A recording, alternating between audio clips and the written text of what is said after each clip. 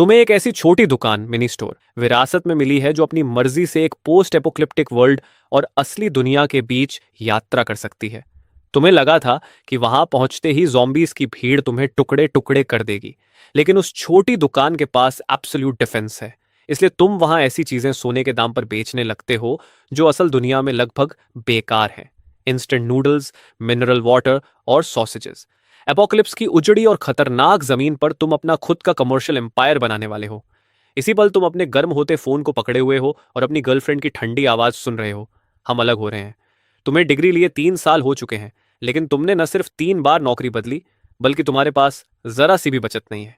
तुम्हारी गर्लफ्रेंड अब तुम्हारी गरीबी बर्दाश्त नहीं कर पा रही और एक अमीर लड़के वंगाओ की तरफ मुड़ गई है। कॉल खत्म होते ही तुम कुर्सी पर ढह जाते हो। पिछले कुछ सालों में अपने माता पिता के इलाज के लिए तुमने 3,50,000 का कर्ज ले लिया था। आखिर में तुम्हारे माता पिता फिर भी चले गए और तुम वह पैसा कभी लौटा नहीं पाए। अब तुम्हारे पास बस यही आधी मरी सी छोटी दुकान बची है। लेकिन ठीक उसी पल दुनिया घूमने लगती है और बैकग्राउंड की धुन बदल जाती है। तुम्हें समझ आता है कि तुम एक पोस्ट एपोक्लिप्टिक वर्ल्ड में आ गए हो। खिड़की के बाहर तुम्हें जॉम्बीज का एक झुंड दिखाई देता है। छोटी दुकान के अचानक प्रकट होने से उनका ध्यान भी उधर खिंच गया है। अगले ही सेकंड वे सब पागल हो जाते हैं और तुम पर टूट पड़ते हैं। तुम्हें लगता है अब सब खत्म हो गया, लेकिन जिस टूटते कांच की आवाज की तुम उम्मीद कर रहे थे वह आती ही नहीं। दरवाजा, जो आमतौर पर हल्के से धक्के में भी टूट जाता, 1 मिलीमीटर भी नहीं हिलता। तभी तुम्हारे सामने रोशनी की एक स्क्रीन प्रकट होती है। Apocalypse world, absolute security status, dimensional travel reusable in 12 घंटे। दूसरे शब्दों में, जब तक तुम यहां 12 घंटे रहते हो तुम अपने असली वर्ल्ड में वापस जा सकते हो। तुम बाहर खड़े मॉन्स्टर्स जैसे जॉम्बीज पर नजर डालते हो और झुंझलाकर सिर खुजलाते हो। 20 वर्ग मीटर से भी छोटी यह दुकान तरह तरह के सामान से भरी है। Braised beef noodles, mineral water, sausage, bread और बिस्कुट्स। तुम्हारी दुनिया में इनकी कोई खास कीमत नहीं, लेकिन यहां तुम्हारे दिमाग में एक विचार अंकुरित होता है। एक पोस्ट एपोक्लिप्टिक वर्ल्ड में सबसे कीमती चीज सोना या हीरे नहीं, बल्कि खाना और पीने का पानी है। तुम तेजी से शेल्फ की तरफ दौड़ते हो और एक साधारण मिनरल वाटर की बोतल उठा लेते हो। तुम्हारी दुनिया में यह लगभग कुछ पैसों में बिकती है, लेकिन जॉम्बीज से भरी इस दुनिया में इसकी कीमत कितनी होगी? तुम्हें अपना 3,50,000 का कर्ज और जान का फोन पर तुम्हें छोड़ना याद आता है। तुम बोतल का ढक्कन खोलकर एक बड़ा घूंट पीते हो। अब तुम्हें इन 12 घंटों का फायदा उठाकर जितना हो सके उतना पैसा कमाना है। तुम तुरंत हिसाब लगाने लगते हो। एक बोतल पानी 1 ग्राम सोना, बहुत कम। एक बोतल पानी 10 ग्राम सोना और इंस्टेंट नूडल्स का एक पैकेट 100 ग्राम सोना। तुम खुद को शांत रहने के लिए मजबूर करते हो। समस्या यह है कि तुम्हें ग्राहकों की जरूरत है, लेकिन दरवाजे के सामने खड़े इन 10 जॉम्बीज के बीच कौन सा सर्वाइवर यहां आने की हिम्मत करेगा? फिर भी तुम 12 घंटे यूं ही खाली बैठने वाले नहीं हो। तुम्हारी नजर ब्रेस्ड बीफ नूडल्स के पैकेट पर जाती है और तभी तुम्हारे दिमाग में एक आइडिया आता है। इस दुनिया में जहां हर तरफ जंग और सड़ांत की बदबू फैली है, वहां ताजी खुशबूदार इंस्टेंट नूडल्स के कटोरे से ज्यादा लुभावनी चीज और क्या हो सकती है? तुम केटल को प्लग में लगाकर चालू कर देते हो। केटल गड़गड़ाने लगती है। छोटी दुकान में अब भी बिजली है, मानो यह जगह सिस्टम से जुड़ी हुई है और बाहरी दुनिया से पूरी तरह अलग एक स्वतंत्र दुनिया है। पानी जल्द ही उबलने लगता है और एक गहरी तीखी खुशबू तुरंत पूरी दुकान में फैल जाती है। तुम खुद भी अनजाने में लार निगल लेते हो। लेकिन एक समस्या है, इस खुशबू को बाहर तक कैसे पहुंचाया जाए? दरवाजा तो तुम खोल ही नहीं सकते। तुम दुकान में चारों तरफ देखते हो और आखिरकार तुम्हारी नजर एक एग्जॉस्ट वेंट पर पड़ती है। नूडल्स की तेज खुशबू उस छोटे से पाइप से बाहर निकलकर मौत से भरी दुनिया की हवा में तैरने लगती है। समय धीरे धीरे बीतता रहता है। बाहर अब भी मौत जैसा सन्नाटा है। जब तुम्हारा धैर्य लगभग खत्म होने वाला होता है, तभी अचानक एक लौ उन 10 जॉम्बीज को घेर लेती है। तुम खिड़की से सावधानी से देखते हो। वह एक महिला है। उसकी नजर इन खंडहरों के बीच अजीब लग रही इस दुकान को परखती है। वह कहती है, दिलचस्प। ऐसी जगह पर भी कोई दुकान चलाने की हिम्मत करता है। वह सीधे प्रवेश द्वार की तरफ बढ़ती है, लेकिन अगले ही सेकंड एक अदृश्य कांच की दीवार से टकरा जाती है। वह तुम्हारी तरफ देखती है और पूछती है, तुम भी एक अवेकंड हो? यही तुम्हारी शक्ति है? थोड़ी देर की चुप्पी के बाद वह कहती है, मेरा नाम यिंग है। वह एक छोटा फल उठाकर पूछती है, ये कितना है? तुम जवाब देते हो, सोना। वह हैरान होकर कहती है, हम किस जमाने में हैं? यहाँ कौन इस बेकार चीज का इस्तेमाल करता है? तुम शांत स्वर में कहते हो, यहां मैं सिर्फ सोना ही लेता हूं। तुम्हारा आत्मविश्वास देखकर यिंग हाथ उठाती है और एक छोटी सी लौ तुम्हारे चेहरे की तरफ भेजती है, लेकिन जैसे ही वह बैरियर से टकराती है तुरंत गायब हो जाती है। तुम कहते हो, अब हम ठीक से बात कर सकते हैं। यिंग कहती है, ठीक है बॉस, ये इंस्टेंट नूडल्स का कटोरा कितने का है? तुम जवाब देते हो, कुछ खास नहीं, बस 100 ग्राम सोना। वह चौंक कर कहती है, 100 ग्राम? क्या तुम मुझे लूटना चाहते हो? भले ही अब सोने की कोई कीमत नहीं रही और कोई इसे चाहता नहीं, इसका मतलब ये नहीं कि ये हर गली में मिल जाता है। तुम शांत होकर कहते हो, खरीदना जरूरी नहीं है। इतना कहकर तुम उसे अनदेखा कर देते हो और अभी अभी बनाए हुए नूडल्स खाने लगते हो। नूडल्स को खींचकर खाने की आवाज बहुत तेज गूंजती है। यिंग अनजाने में निगलती है, उसका गला अपने आप हिलता है। उसे याद भी नहीं कि आखिरी बार उसने गर्म खाना कब खाया था।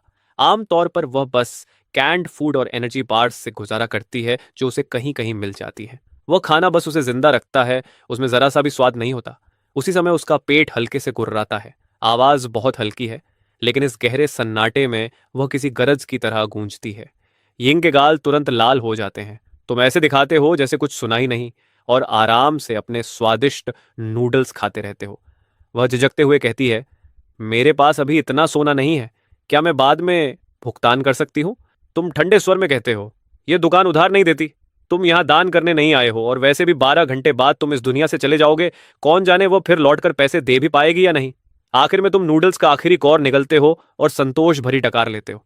फिर तुम लापरवाही से शेल्फ से एक सॉसेज उठाते हो और हल्की सी उंगली की चटक से उसे हवा में उछाल देते हो, जैसे कोई आवारा बिल्ली को खाना फेंक रहा हो। सॉसेज हवा में एक परफेक्ट पैराबोला बनाते हुए उड़ता है और उसी पल यिंग का शरीर तुरंत सख्त हो जाता है। ये तो बिल्कुल साफ साफ अपमान था, लेकिन उसकी समझ उसे तुरंत सॉसेज उठाकर खाने के लिए कहती है। समय जैसे ठहर सा जाता है और लगभग 2.5 सेकंड बाद आखिरकार भूख उसकी इज्जत पर भारी पड़ जाती है। वह झुककर सॉसेज उठा लेता है और सिर्फ 3 कौर में ही उसे पूरी तरह खा जाता है। तुम शांत आवाज में कहते हो, इसे गुडविल समझ लो। इंस्टेंट नूडल्स का एक बाउल, एक 100 ग्राम सोना, सबके लिए सेम प्राइस। यिंग बस 2 शब्द कहता है, मेरा इंतजार करना, और तुरंत मुड़कर चला जाता है। उसकी पावर्स के साथ उसे बस किसी सर्वाइवर कैंप या अपोकैलिप्स से पहले के किसी बैंक वॉल्ट तक पहुंचना है और 100 ग्राम सोना हासिल करना उसके लिए मुश्किल नहीं होगा। लेकिन तभी तुम उसे फिर से आवाज देते हो, रुको। तुम आराम से एक कोका कोला की कैन निकालते हो, वही लेजेंडरी कोका कोला जो दुनिया खत्म होने से पहले हर जगह मिलती थी, लेकिन अब यह किसी भी महंगी वाइन से भी ज्यादा कीमती लक्जरी बन चुकी है। तुम कहते हो, एक कैन 50 ग्राम सोना। यिंग के जवाब देने से पहले ही तुम स्पाइसी स्टिक्स का एक पैकेट भी खोल देते हो और कहते हो, 30 ग्राम सोना, ice cold Coca, spicy sticks और गरम इंस्टेंट नूडल्स का कॉम्बो। दुनिया खत्म होने से पहले ये तीनों चीजें सबसे सस्ता मेन्यू हुआ करती थीं, लेकिन अब उनमें अजीब सा आकर्षण था। यिंग की मुट्ठियां कस जाती हैं और उसकी उंगलियों की हड्डियां चरमराने लगती हैं। वह गुस्से में कहता है, बेहतर होगा कि तुम्हारे पास काफी स्टॉक हो। और इतना कहकर उसकी परछाई तुरंत गायब हो जाती है, क्योंकि वह अभी इसी वक्त सोना ढूंढने निकल चुका था। उस समय डायमेंशनल ट्रैवल के रिचार्ज में अभी भी 10 घंटे 30 मिनट बाकी थे, इसलिए तुम आराम से अपनी छोटी दुकान का निरीक्षण करने लगते हो। वहां 10 क्रेट्स कैंग फू नूडल्स, 15 क्रेट्स इंस्टेंट नूडल्स, ढेर सारे स्पाइसी स्टिक्स और हैम सॉसेजेस पड़े थे, और एक कोने में तुम्हें 5 अंडे भी मिल जाते हैं। ये देखते ही तुम्हारे दिमाग में एक और आइडिया आता है। लगभग 1 घंटे बाद बाहर से भारी कदमों की आवाज सुनाई देती है। यिंग वापस आ चुका था। वह थोड़ा घायल लग रहा था और उसके हाथ में एक काला बैग था। वह कहता है, 200 ग्राम सोना, 1 ग्राम भी कम नहीं। तभी सिस्टम की आवाज आती है, क्या इस वस्तु को सुरक्षा क्षेत्र में प्रवेश की अनुमति दी जाए? तुम चुपचाप अनुमति दे देते हो और काला बैग एक अदृश्य हाथ से उठकर धीरे धीरे उड़ता हुआ तुम्हारे पैरों के पास आ गिरता है।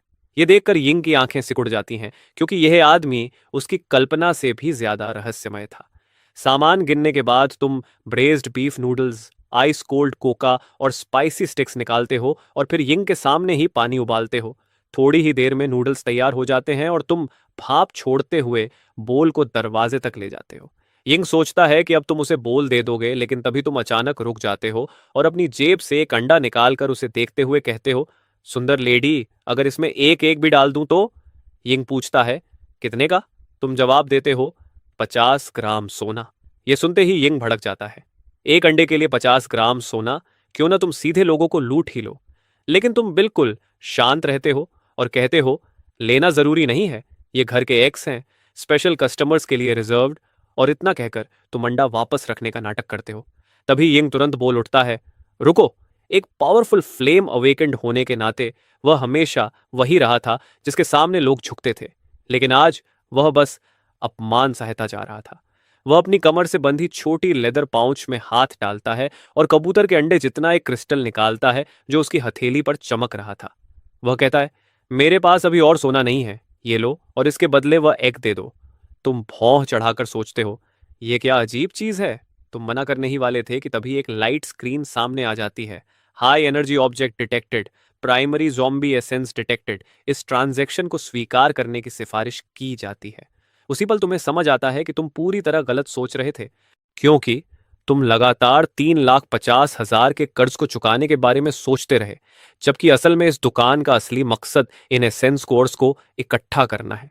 एक पल में सब साफ हो जाता है, लेकिन तुम्हारे चेहरे पर अब भी घृणा का भाव बना रहता है और तुम कहते हो, यह बदसूरत सा पत्थर क्या है, बड़ा घिनौना लगता है। यिंग जवाब देता है, यह ज़ॉम्बी के दिमाग से निकला कोर है। अवेकेंड लोगों की ट्रेनिंग के लिए जरूरी है। सोना तो इसके जूतों की धूल के बराबर भी नहीं। तुम मन ही मन सोचते हो, तो ये क्रिस्टल्स इस दुनिया की ट्रेनिंग रिसोर्स हैं, लेकिन मैं तो बस एक दुकान चलाता हूं, मुझे इससे क्या फायदा। यह सुनकर यिंग गुस्से से कांपने लगता है, क्योंकि उसके सामने खड़ा आदमी न सिर्फ पागल है, बल्कि खजाने की पहचान भी नहीं करता। उसे फटने के कगार पर देखकर तुम आह भरते हो और कहते हो, ठीक है, ठीक है, चूंकि तुम इतना इंसिस्ट कर रहे हो तो इस बार एग्जेप्शन कर देता हूं। जैसे ही तुम ये कहते हो, तुम मन ही मन कोर लेने का सोचते हो और वह तुरंत यिंग की हथेली से गायब होकर तुम्हारी इन्वेंट्री में चला जाता है। तुमने उसे देखने की भी जरूरत नहीं समझी और लापरवाही से रख दिया। फिर तुम नूडल्स, कोका और स्पाइसी स्टिक्स यिंग को दे देते हो और वह फोर्क उठाकर बड़े बड़े कौर में सब कुछ खा जाता है। पोल में पड़े हरे प्याज तक नहीं छोड़ता। फिर वह कोका खोलकर एक ही सांस में पी जाता है और स्पाइसी स्टिक्स का पैकेट फाड़कर एक एक करके सब खा जाता है, जबकि इस पूरे समय तुम बस चुपचाप उसे देखते रहते हो। आखिर में यिंग कहता है, मैं फिर आऊंगा, और मुड़कर गली के अंधेरे में गायब हो जाता है। उसके जाने के बाद ही तुम वह मिस्टीरियस गोल्डन कोर निकालते हो और सिस्टम का मैसेज सामने आता है। प्राइमरी ज़ॉम्बी गोल्डन कोर मानव के जेनेटिक लॉक्स को तोड़ सकता है। इसे इस्तेमाल करने पर अवेकेंड बनने की संभावना मिलती है, लेकिन अगर अब्जॉर्प्शन फेल हो जाए तो शरीर तुरंत एलिमेंट्री पार्टिकल्स में बिखर जाता है और सफलता की दर 1% से भी कम है। यह सुनकर तुम्हारा हाथ कांप जाता है और तुम लगभग उस कोर को फेंक ही देते हो, क्योंकि 1% से कम सक्सेस रेट कोई मौका नहीं बल्कि सीधे नरक का टिकट है। लेकिन तभी दुकान का सिस्टम एक और नोटिफिकेशन दिखाता है कि दुकान के सुरक्षा क्षेत्र में उपयोगकर्ता हर तरह के नुकसान से इम्यून रहेगा, चाहे वह फिजिकल डैमेज हो, एनर्जी शॉक हो, मेंटल कॉन्टैमिनेशन हो या जेनेटिक कोलैप्स। ये देखकर तुम फिर से अपने हाथ में पकड़े गोल्डन कोर को देखते हो और समझ जाते हो कि तुम्हारे लिए इसमें कोई जोखिम नहीं है। तुम सोचते हो कि इसे कैसे इस्तेमाल किया जाए, क्या सीधे निगल लिया जाए। ये बिल्कुल खाने लायक नहीं लगता, लेकिन यिंग को याद करते हुए जो हवा में से फ्लेम्स निकाल रहा था, तुम एक झटके में उसे निगल लेते हो। अगले ही पल असहनीय दर्द पूरे शरीर में फैल जाता है और तुम झींगे की तरह दोहरे हो जाते हो। मिनट दर मिनट समय बीतता है और आखिरकार वह भयानक दर्द गायब हो जाता है। उसकी जगह एक जबरदस्त शक्ति का एहसास तुम्हारे पूरे शरीर में फैल जाता है और तुम समझ जाते हो कि यही अवेकेंड बनने की ताकत है। कितनी भयानक शक्ति। फिर तुम यिंग की तरह वही पोज बनाकर खड़े हो जाते हो, फायर। लेकिन कुछ भी नहीं हुआ। तुम्हारी उंगलियों के सिरे पर जरा सी चिंगारी तक नहीं निकली। धत्तेरे की, क्या अवेकनिंग फेल हो गया? जितना ज्यादा तुम इसके बारे में सोचते गए, उतना ही गुस्सा बढ़ता गया। तुमने बगल में रखी शेल्फ पर जोर से मुक्का मार दिया। अचानक शेल्फ और उस पर रखे सारे स्नैक्स पूरी तरह गायब हो गए। उसी पल तुम्हारी चेतना किसी दूसरे स्पेस से जुड़ गई। उस स्पेस के अंदर वही शेल्फ मौजूद थी जो अभी अभी गायब हुई थी। तुमने हाथ बढ़ाकर देखने की कोशिश की और गायब हुई शेल्फ तुरंत अपनी जगह वापस आ गई। तभी सिस्टम ने एक नोटिफिकेशन भेजा, दूसरी अवेकनिंग सफल, नई क्षमता प्राप्त, डायमेंशनल वेयरहाउस। ये स्पेस टाइम को अलग करके रख सकता है। सोच के जरिए स्टोरेज और रिट्रीवल संभव है। मौजूदा कैपेसिटी 1 घन मीटर। इसके बाद तुमने बार बार स्पाइसी स्टिक्स को प्रकट और गायब करके प्रैक्टिस करना शुरू कर दिया। प्रकट, गायब, प्रकट, गायब, और धीरे धीरे तुम अपने ही ख्यालों में खो गए। सोना सिर्फ आर्थिक संकट हल कर सकता है, लेकिन गोल्ड कोर ही असली चाबी है जिससे इस अपोकलिप्स में जिंदा रहा जा सकता है। अब रिचार्ज होने में 9 घंटे बाकी थे, इसलिए निकलने से पहले तुम्हें ज्यादा से ज्यादा गोल्ड कोर इकट्ठा करने ही होंगे। सिर्फ एक पैकेट नूडल्स की खुशबू से ही यिंग खिंची चली आई थी। तो अगर इस खुशबू को 10 गुना या 20 गुना बढ़ा दिया जाए तो? यही सोचकर तुमने एक बड़ी कड़ाही निकाली और उसमें पूरे 20 पैकेट इंस्टेंट नूडल्स पकाए। आखिर में तुमने हाई पावर एग्जॉस्ट फैन को पूरी ताकत से चला दिया। बस तैयार था तुम्हारा end of the world Buddha jumping over the wall वाला प्लान। 3 गलियों दूर एक छोड़ी हुई इमारत के अंदर एक जवान लड़का कोने में सिमटा बैठा था।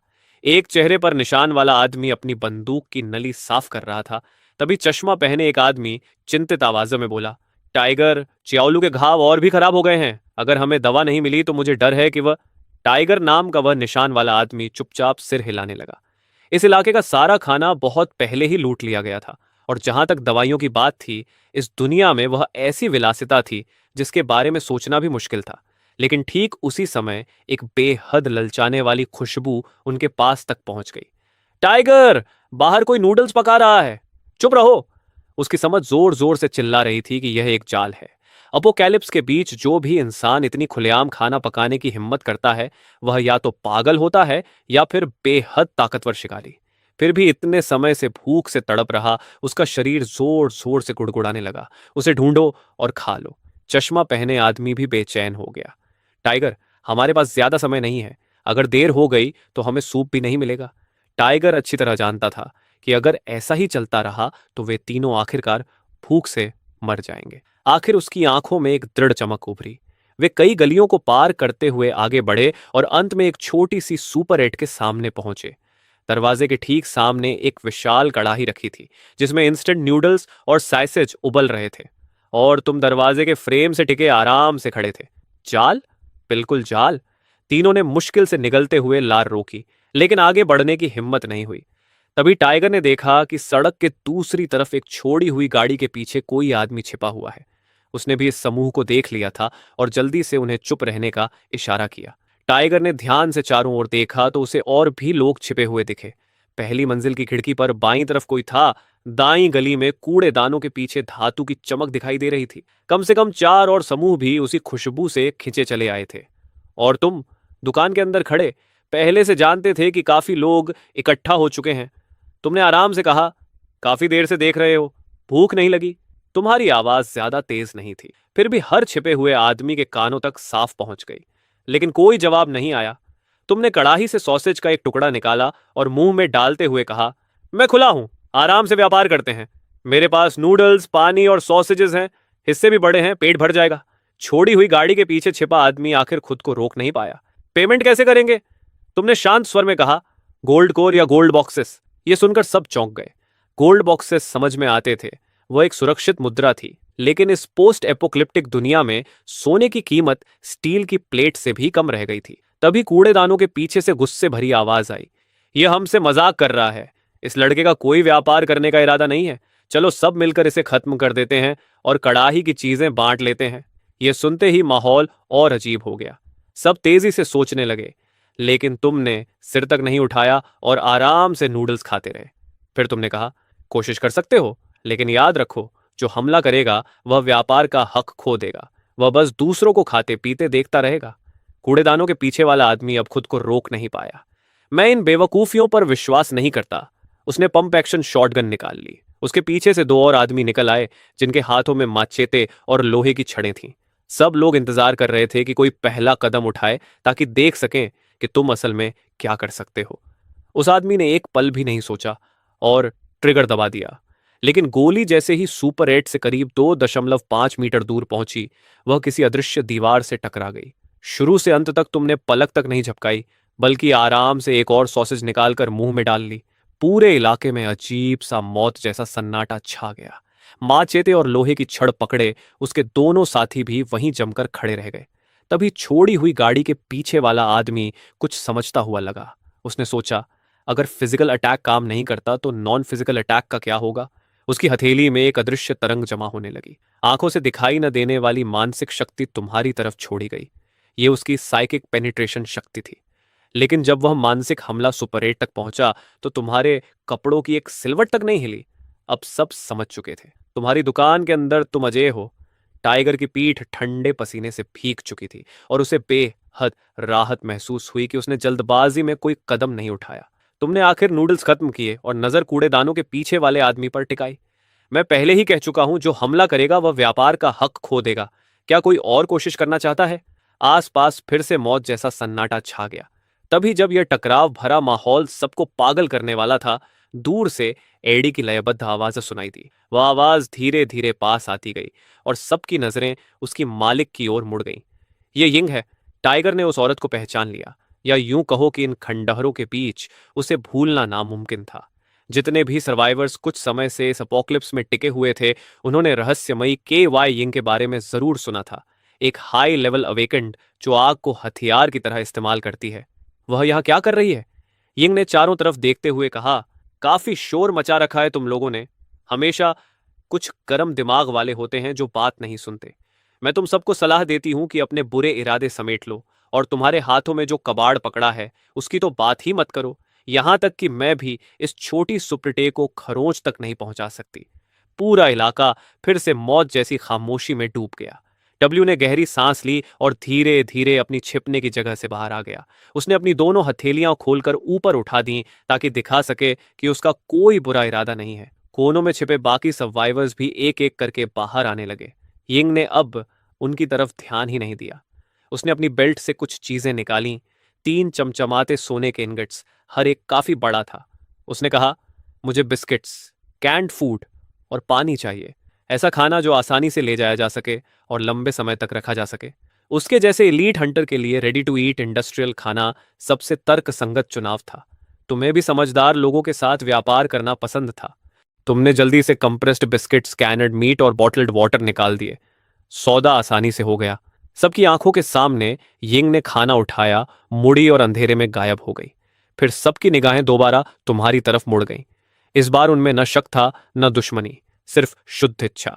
तुमने कहा, अब तुम्हारी बारी है। नियम समझ गए हो ना? गोल्ड या कोरस के बदले खाना, लेकिन इनके लिए नहीं। ये कहते हुए तुमने उन 3 आदमियों की तरफ इशारा किया जिन्होंने पहले हमला किया था। वह आदमी अब और सहन नहीं कर पाया। वह रेंगता हुआ तुम्हारे पैरों में गिर पड़ा। बॉस, मुझसे गलती हो गई, सच में गलती हो गई। प्लीज मुझे कुछ खाने को दे दो, कम से कम सूप की एक घूंट ही सही। उसके पीछे उसके दोनों साथी भी घुटनों के बल गिरकर दया की भीख मांगने लगे। आसपास के सर्वाइवर्स के चेहरों पर कोई दया नहीं थी। बस यह राहत थी कि उन्होंने जल्दबाजी में हमला नहीं किया। तुमने ठंडे स्वर में कहा, मैंने कहा था जो हमला करेगा वह अपना अधिकार खो देगा। इसके बाद तुमने उन्हें पूरी तरह नजरअंदाज कर दिया। तुम्हारी नजर भीड़ पर घूमी। और कौन एक्सचेंज करना चाहता है? तभी डब्ल्यू ने एक गोल्ड कोर निकाला और तुम्हें दिखाया।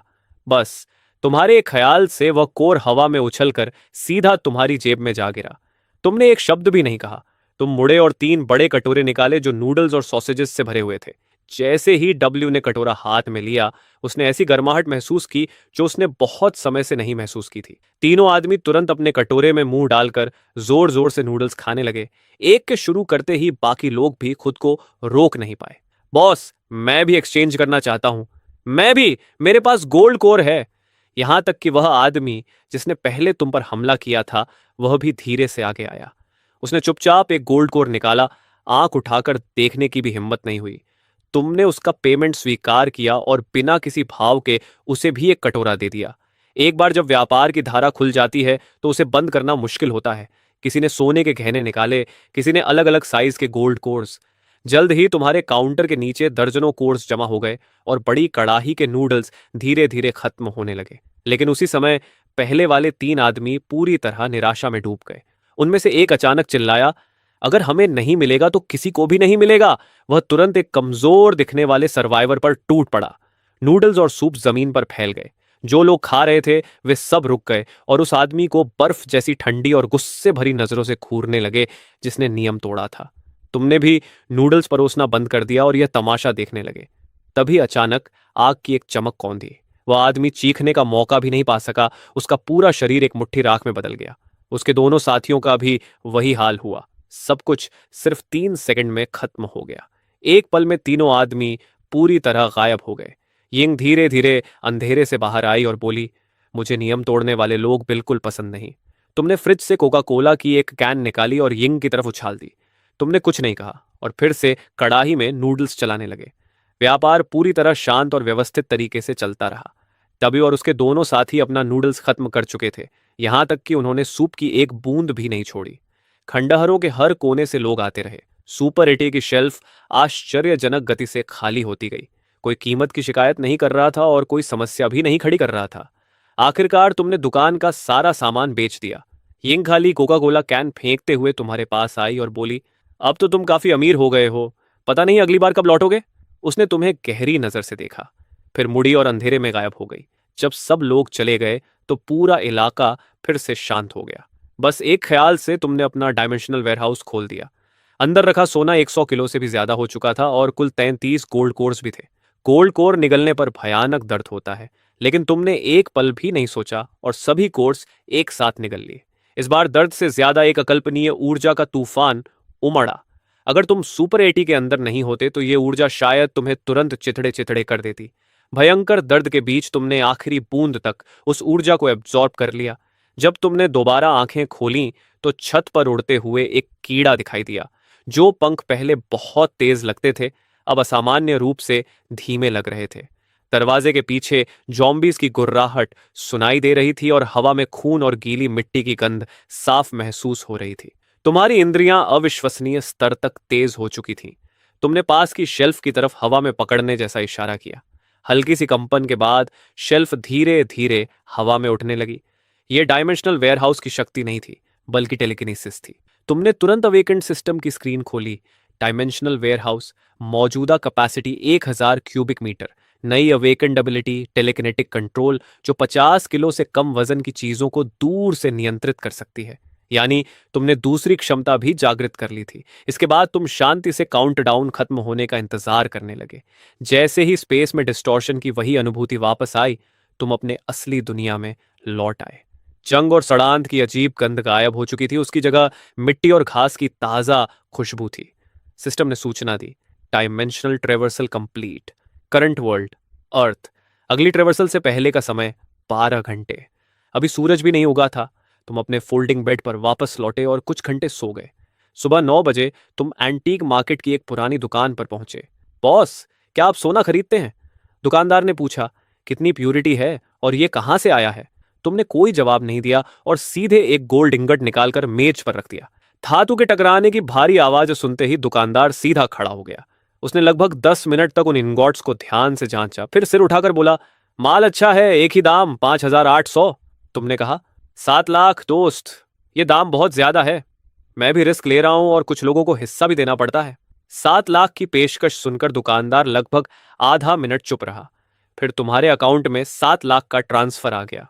एंटीक मार्केट से बाहर निकलते ही तुमने तुरंत अपने क्रेडिटर को फोन किया। उधर से आवाज आई, हाँ कौन है? तुमने कहा, चाओगो बोल रहा हूं, मेरा नंबर याद है? वह बोला, तो पैसे का इंतजाम हो गया?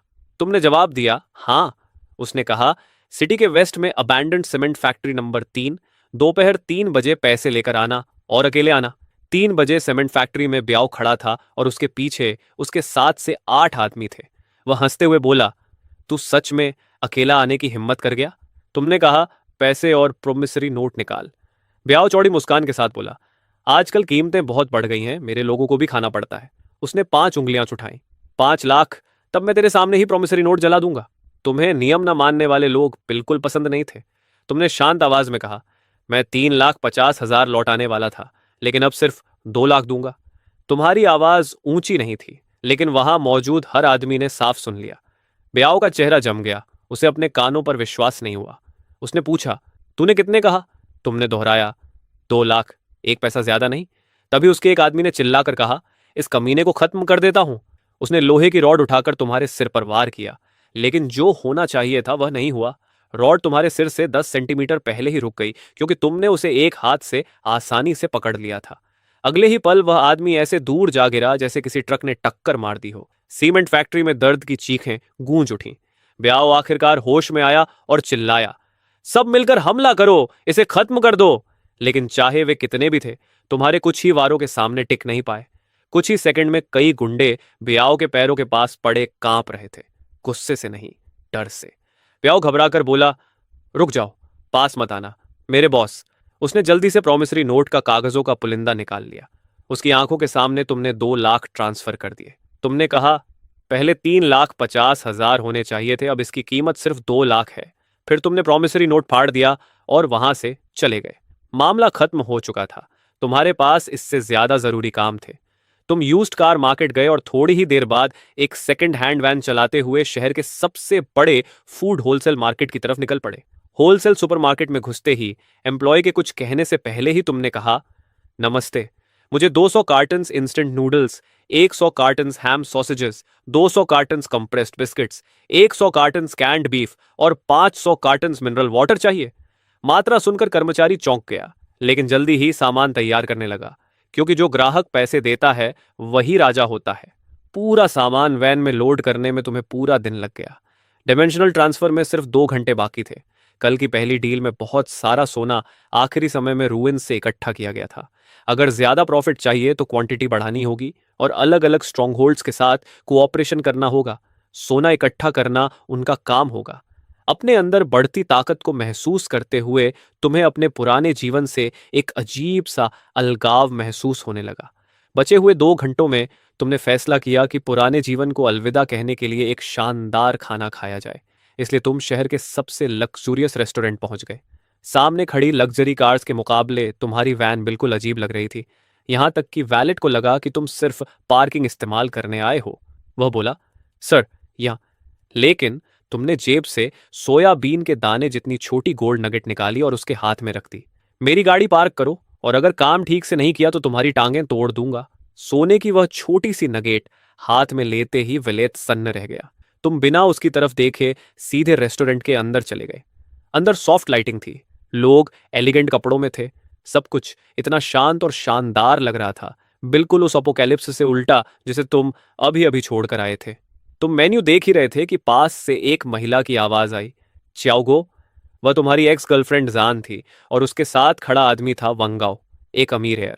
वांगाओ पहले हैरान हुआ, फिर उसने जान की कमर में हाथ डालकर तुम्हारी तरफ बढ़ते हुए कहा, अरे च्याओगो, तुम्हारी सुपर एट्टे बंद हो गई क्या? यहाँ बर्तन धोने की नौकरी के लिए आए हो? यहाँ एक स्टेक की कीमत 3800 है। तुम्हारी महीने की सैलरी से तो उसका एक टुकड़ा भी मुश्किल से मिलेगा।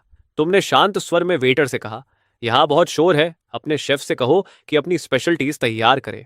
वांगाओ को ऐसा लगा जैसे वह हवा से बात कर रहा हो। पूरी तरह इग्नोर किए जाने का एहसास उसे गुस्से से भर गया। उसने आवाज ऊंची कर दी, तू बहिरा है क्या? मैं तुझसे बात कर रहा हूं। लेकिन तुम्हारा चेहरा बिल्कुल शांत रहा। चान को अचानक लगा कि तुम अब वही इंसान नहीं रहे जिसे वह जानती थी।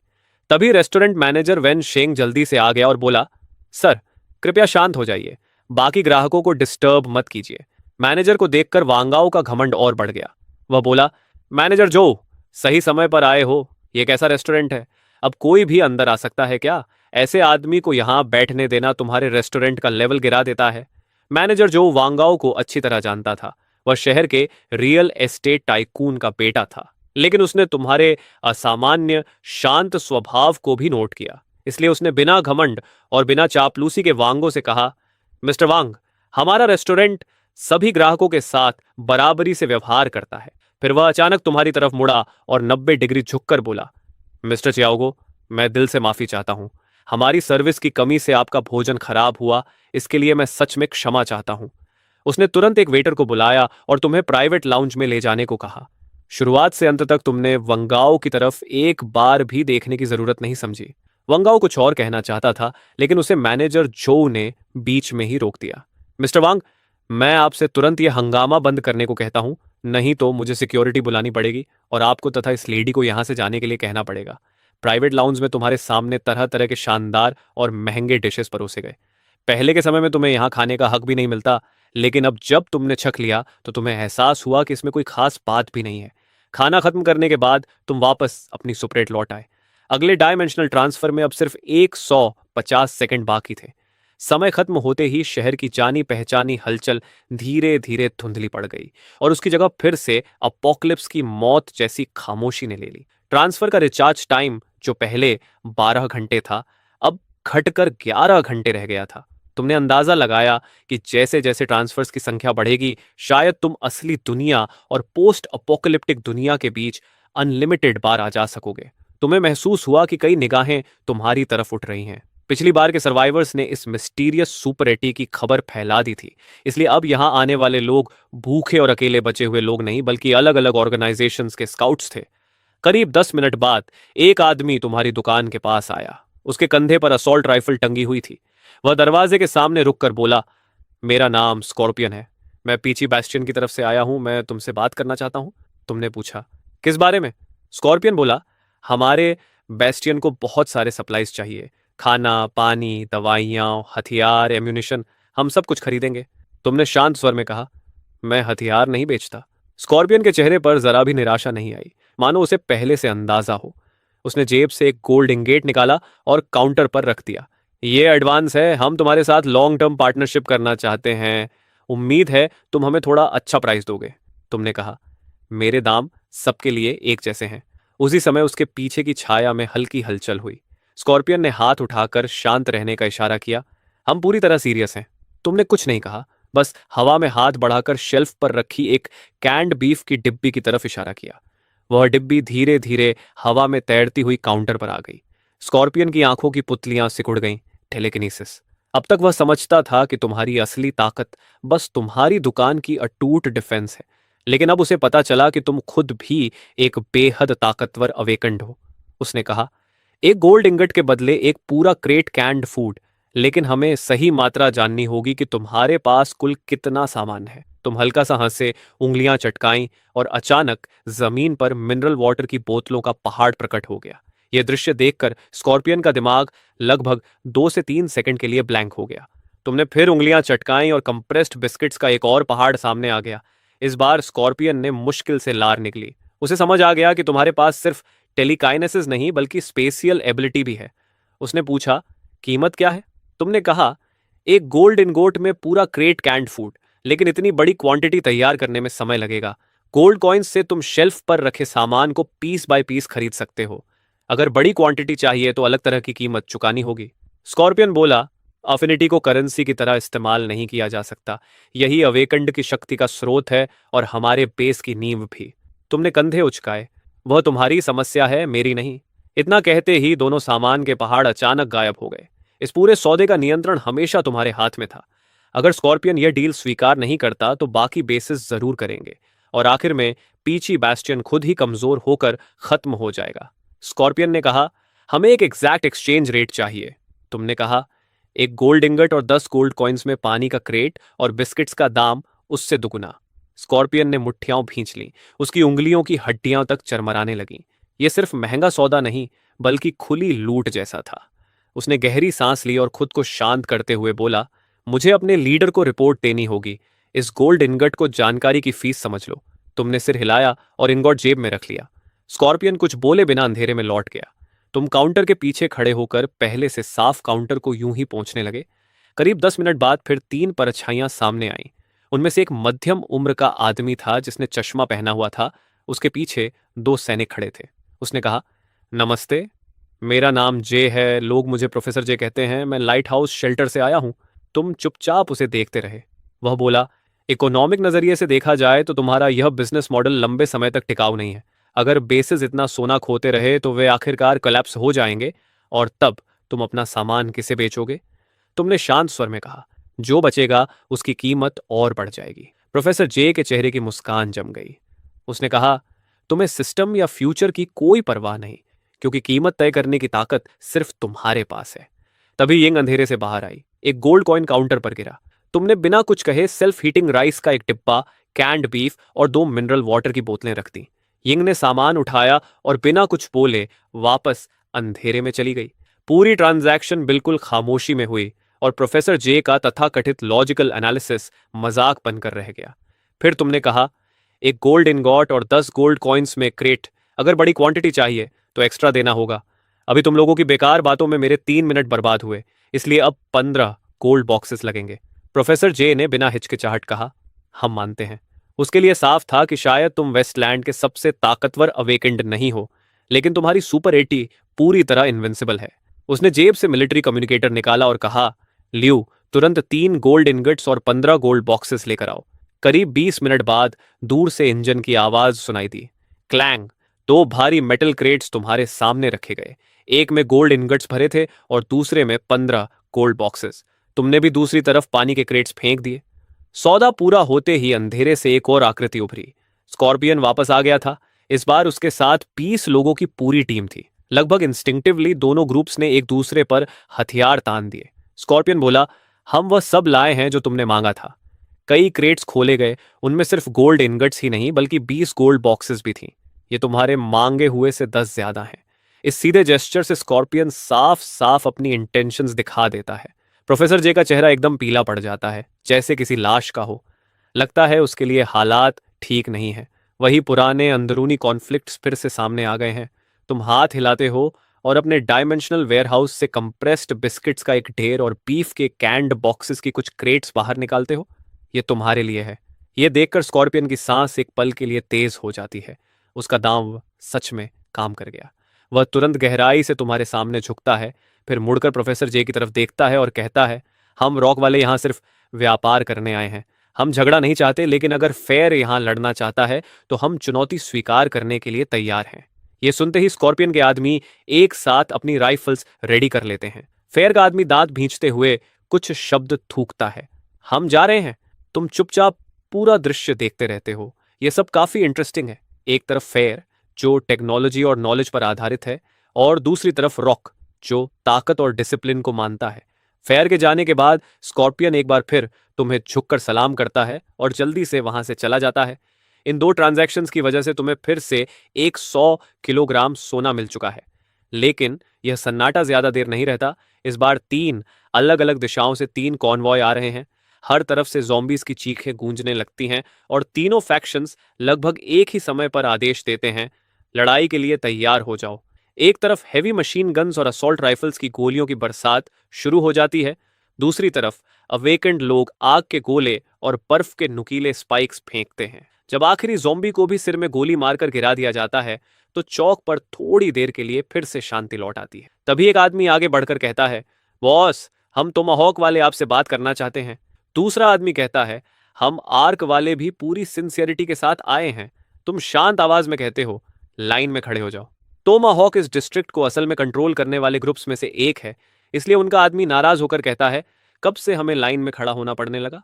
बॉस, इसका क्या मतलब है? हम अच्छी नीयत से आए हैं। बाहर के जॉम्बीज भी हमने ही साफ किए हैं। तुम ठंडे स्वर में जवाब देते हो, मैंने कहा लाइन में लगो। अगर टोमाहॉक के लोग रूल्स नहीं मानेंगे तो मैं तुम्हें कुछ भी नहीं बेचूंगा। वह आदमी कहता है, इस डिस्ट्रिक्ट में टोमाहॉक की रेपुटेशन है। हमारा दोस्त बनना तुम्हारे लिए बुरा नहीं होगा।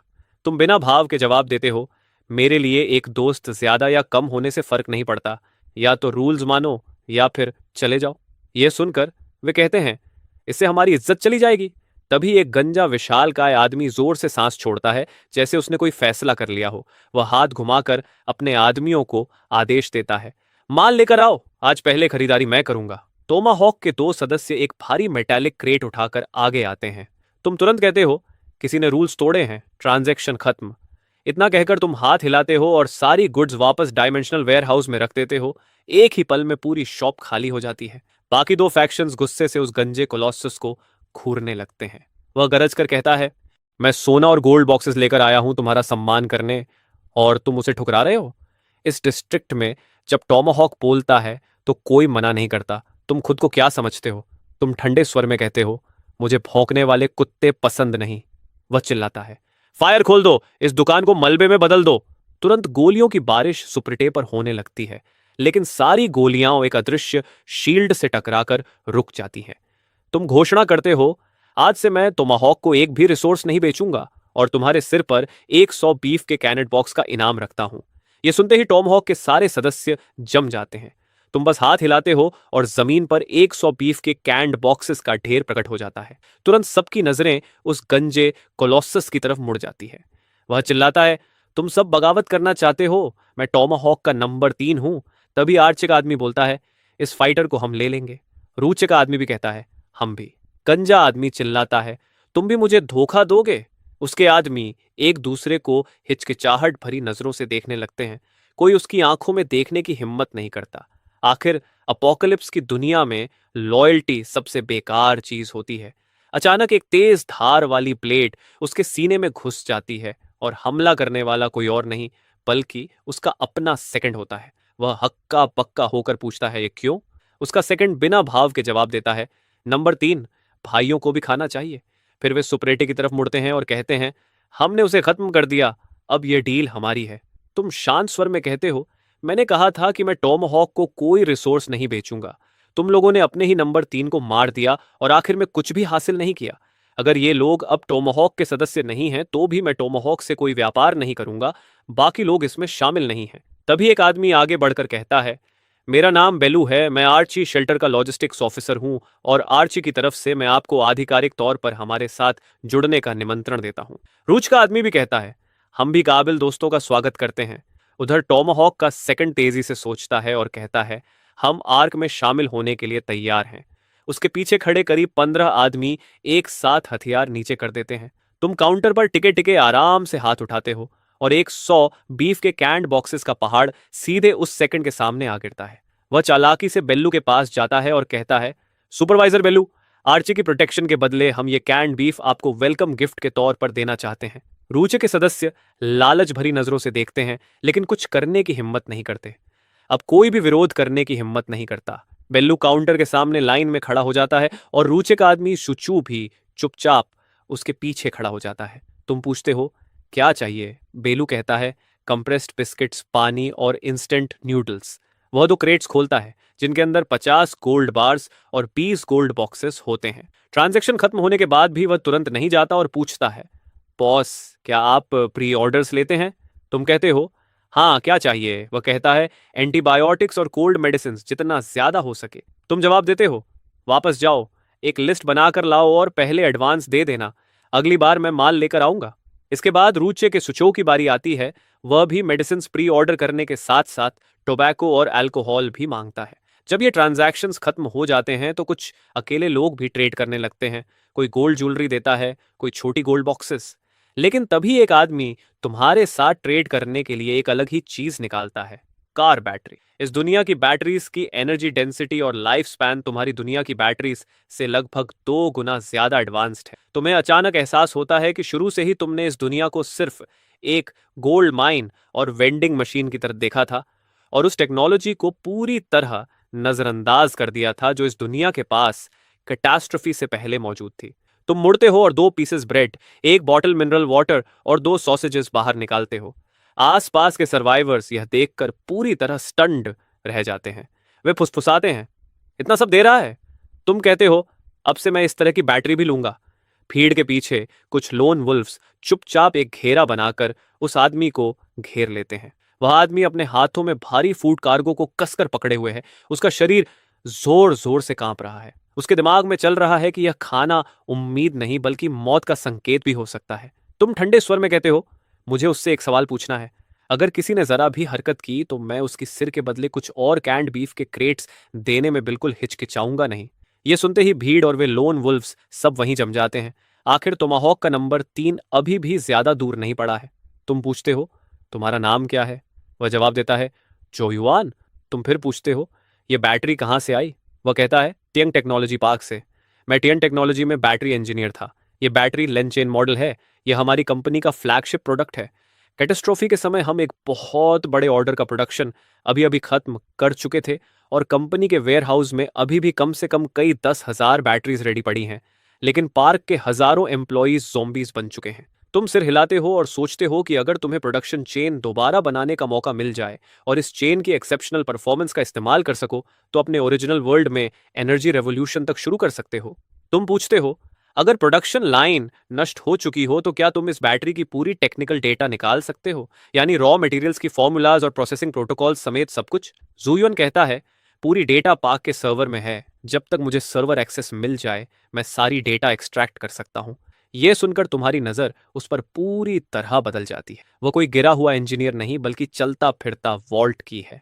तुम सोचते हो कि इस काम के लिए आसपास के फैक्शंस की मदद लेनी पड़ेगी। फिर तुम जोयुआन से कहते हो, अब से तुम मेरे लिए काम करोगे। तुम्हारा काम होगा हर टेक्नोलॉजिकल आइटम को इंस्पेक्ट और इवेल्युएट करना जो मैं लाऊंगा। बदले में मैं तुम्हें खाना और पानी दूंगा। यह सुनकर जोयुआन के अंदर एक जबरदस्त खुशी उमड़ पड़ती है। यह सच में अचानक किस्मत पलटने जैसा है। लेकिन आसपास के कुछ सर्वाइवर्स भी कम चालाक नहीं होते। वे सोचते हैं कि अगर जोयुआन सिर्फ एक बैटरी से इतनी बड़ी डील पा सकता है तो वे क्यों नहीं। कुछ ही देर में सर्वाइवर्स के बीच टेक्नोलॉजी आइटम्स लाने की होड़ लग जाती है।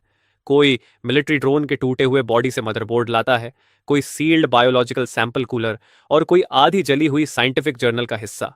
तुम किसी चीज को मना नहीं करते और हर चीज की इवैल्यूएशन जुयुआन को दे देते हो।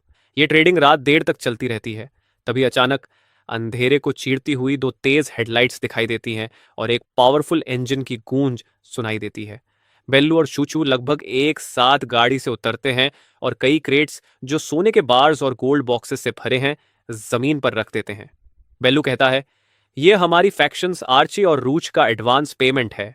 तुम शांत स्वर में कहते हो, एडवांस मिल गया, अगली डील के लिए मैं तुम्हारा माल तैयार रखूंगा।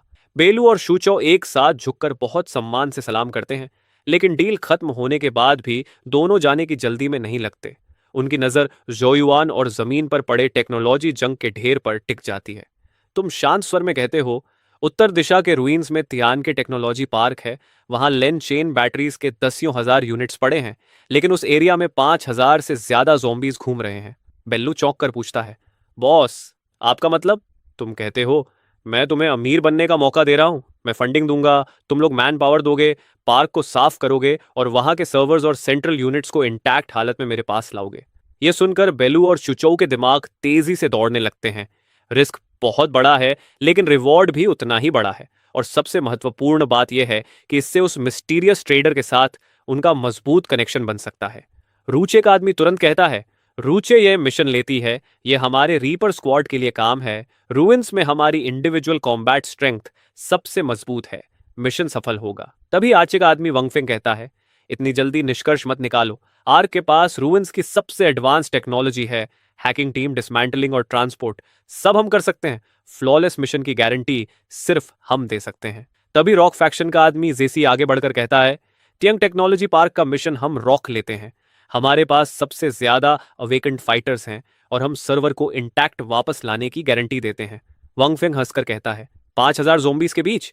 जब रॉक के अवेकेंड की स्टेमिना खत्म हो जाएगी तो कितने जोम्बीज मार पाओगे? ये तो सुइसाइड है। जैसी जवाब देता है, ये सिर्फ ब्रूट फोर्स से हल होने वाली समस्या नहीं है। तुम्हारे टेक्नीशियंस के बिना तुम पार्क के गेट तक भी नहीं पहुंच पाओगे। तभी फारे का आदमी बोलता है, टीएन टेक्नोलॉजी का चीफ इलेक्ट्रिकल इंजीनियर वांग चोंकिंग हमारे साथ है। उस जगह को उससे बेहतर कोई नहीं जानता। यह सुनते ही बेलू, वांगफेंग और शेसी के चेहरे उतर जाते हैं, क्योंकि फारे के पास इतना बड़ा एडवांटेज है। तुम शांत स्वर में कहते हो, चाहे आर्क, रॉक, रूचे या कोई भी हो, मुझे फर्क नहीं पड़ता, मुझे सिर्फ रिजल्ट चाहिए। अगर सर्वर के साथ जरा भी समस्या हुई और मुझे वो डेटा नहीं मिला जो मैं चाहता हूं, तो भविष्य में तुम में से कोई भी मुझसे कुछ भी पाने की उम्मीद मत करना, 1 सेंटीमीटर भी नहीं। यह सुनकर चारों प्रतिनिधियों के चेहरे राख जैसे पड़ जाते हैं। तुम्हारे शब्द बेहद सीधे और निर्दयी हैं। अंत में रॉक कोऑपरेशन के लिए मान जाता है और उसके बाद बाकी 3 फैक्शंस भी जल्दी ही सहमत हो जाते हैं। इस तरह रूइंस की 4 सबसे शक्तिशाली फैक्शंस के बीच एक अभूतपूर्व अलायंस बन जाता है। करीब 100 अवेकेंड फाइटर्स और सैकड़ों एलीट सोल्जर्स से बनी एक खतरनाक फोर्स। तुम जुयोन की तरफ इशारा करते हुए कहते हो, यह भी तुम्हारे साथ जाएगा, इसे सुरक्षित वापस लाना, इसके एक बाल को भी नुकसान नहीं होना चाहिए। बेलू तुरंत जवाब देता है, चिंता मत कीजिए बॉस, हम मिस्टर जोयुआन की सुरक्षा की पूरी गारंटी देते हैं। इस ऑपरेशन में एक और संभावित खतरा है, टोमाहॉक। उनका नंबर 3 यहीं मारा गया है और उनका बड़ा बॉस पाओ बहुत ही ज्यादा बदला लेने वाला आदमी है। वह इसे कभी यूं ही जाने नहीं देगा। टोमाहॉक की ताकत शायद यहां मौजूद फैक्शंस जितनी नहीं है, लेकिन अगर उन्होंने तय कर लिया कि जब हम हजारों ज़ॉम्बीज से लड़ रहे होंगे तब वे सैबोटाज करेंगे, तो उनका थोड़ा सा हरासमेंट भी बहुत भयानक नतीजे ला सकता है। ये बात सुनते ही सबकी नजर फिर से तुम्हारी तरफ मुड़ जाती है। तुम शांत स्वर में कहते हो, टोमाहॉक का एक ordinary member, 10 crates canned beef, एक सब लीडर, 100 क्रेट्स और उनका बॉस बाओ, उसकी हेड के बदले 1,000 क्रेट्स कैंड बीफ। चाहे तुम हो या रूइंस का कोई भी नोमैड जो मुझे उसका सिर लाकर देगा, उसे यह रिवॉर्ड मिलेगा। यह सुनकर चारों फैक्शंस की सांस जैसे रुक जाती है। बेलू जिस रिस्क की बात कर रहा था, वह इस आदमी के लिए बिल्कुल भी रिस्क नहीं था। पूरा स्क्वायर मौत जैसे सन्नाटे में डूब जाता है। चारों फैक्शंस के प्रतिनिधि अब कोई भी गलत सोच रखने की हिम्मत नहीं करते। आज टोमाहॉक, कल शायद उनमें से कोई भी हो सकता है। बाउंटी घोषित होते ही अब किसी बहस की जगह नहीं बचती। बेलू, वांगफेंग, एक्सीसी और प्रोफेसर चे, ये 4 लोग जिनके सिर्फ कदम पटकने से रूइंस का एक बड़ा हिस्सा हिल सकता था, अब एक भी बेकार शब्द नहीं बोलते। वे तुरंत काम बांटते हैं और फिर अपने अपने लोगों के साथ गाड़ियों में बैठकर तेजी से निकल जाते हैं। जाने से पहले बेलू जोयुआन के पास आता है और कहता है, मिस्टर जोयुआन, कृपया हमारे साथ चलिए। रास्ते में हमें टेक्नोलॉजी पार्क के बारे में आपकी जानकारी चाहिए होगी। जोयुआन अनजाने में सुपरटे की तरफ देखता है और तुम्हारे हल्के से सिर हिलाने के बाद ही वह आर्क के लोगों के साथ गाड़ी में बैठता है। दरवाजा बंद होने के बाद तुम तुरंत दूसरे वर्ल्ड में वापस जाने की जल्दी नहीं करते। बस एक सोच के साथ तुम आज की ट्रेडिंग में मिले सारे पैसे बाहर निकाल लेते हो। बिना झिझक तुम उनमें से एक मुट्ठी उठाकर सीधे अपने मुंह में डाल लेते हो। वही जानी पहचानी तेज दर्द फिर से लौट आती है। जब आखिरी एनर्जी भी पूरी तरह अब्जॉर्ब हो जाती है, तुम अचानक अपनी आंखें खोलते हो। अवेकनर, पहली awakened ability, sub dimensional warehouse, current capacity 3000 cubic metre. दूसरी अवेकन्ड एबिलिटी, टेलीकिनेटिक कंट्रोल, जिससे 200 किलोग्राम से कम वजन की चीजों को दूर से मैनिपुलेट, रीशेप या एक्सेलरेट किया जा सकता है। अब यह सिर्फ सिंपल टेलीपोर्टेशन नहीं रहा। तुम्हारी नजर कोने में रखी मेटल शेल्फ पर जाती है। इस बार तुमने हाथ तक नहीं उठाया, बस एक नजर डाली और एक पल में वह कंप्रेस होकर बेहद घना मेटल बन जाती है। डिमेंशनल ट्रांसफर में अब 12 मिनट्स बचे हैं, अब लौटने का समय है। टॉर बैटरी नंबर 7 की डिस्कवरी तुम्हारे दिल में एम्बिशन का बीज बो चुकी है। अब तुम सिर्फ इंटर डिमेंशनल ट्रेडर बनकर नहीं रहना चाहते, तुम इस मॉडर्न और सुरक्षित दुनिया में अपना खुद का बिजनेस एम्पायर बनाना चाहते हो। ये सैकड़ों टन गोल्ड जल्द से जल्द लिक्विडिटी में बदलना होगा, लेकिन इतनी बड़ी क्वांटिटी को नॉर्मल चैनल से बेचना बिल्कुल असंभव है। तभी तुम्हें एक नाम याद आता है, तुम्हारा कजन भी आगे। वह थोड़ा शेडी आदमी है और शहर के ग्रे मार्केट में उसके जरूर कॉन्टैक्ट्स होंगे। अगर वह मिडलमैन बने तो अभी के लिए यही सबसे सुरक्षित और असरदार तरीका है। फंड्स मिलते ही तुम्हें पागलों की तरह सप्लाईज जमा करनी होंगी। 3000 मीटर क्यूब वेयरहाउस और सुपर 8 दोनों को पूरी तरह भरना होगा और फिर एक टेक्नोलॉजी कंपनी बनानी होगी ताकि टियंग टेक्नोलॉजी पार्क से मिलने वाली टेक्निकल डेटा को रिसीव करने के लिए स्ट्रक्चर तैयार रहे। तुम्हारी प्लान पूरी तरह साफ है। हर कदम तुम्हें उस विशाल लक्ष्य के करीब ले जा रहा है। डायमेंशनल ट्रांसफर अब तैयार है। एक सिंपल थॉट और फिर वही जानी पहचानी वेटलेस फीलिंग तुम्हारे पूरे शरीर को घेर लेती है। Transfer complete. Current world, Earth. Next transfer recharge time 11 hours. बाहर शहर की नियॉन लाइट्स और लगातार दौड़ती गाड़ियों की आवाजें हैं। कुछ सेकंड पहले के शांत रूइंस से तुलना करो तो ये जैसे कोई दूसरी ही दुनिया लगती है। यही कॉन्ट्रास्ट तुम्हें और भी यकीन दिलाता है कि इस पावर को तुम्हें कसकर पकड़कर रखना होगा। हैंगसिन लौटने के बाद तुम तुरंत सुपर 8 से बाहर नहीं निकलते, बल्कि बिस्तर पर लेट जाते हो। तुम्हारी मेंटल स्ट्रेंथ बहुत बढ़ चुकी है, इसलिए नींद की जरूरत कम हो गई है, लेकिन कुछ घंटे आराम करने से शरीर फिर से पूरी तरह ठीक हो जाएगा। जब तुम आंखें खोलते हो तो सुबह के 11 बज चुके होते हैं। जल्दी से कुछ खाकर तुम बियाज का नंबर मिलाते हो। फोन उठता है। हेलो, कौन? तुम कहते हो, मैं गोजी। वह चिढ़कर बोलता है, क्या चाहिए?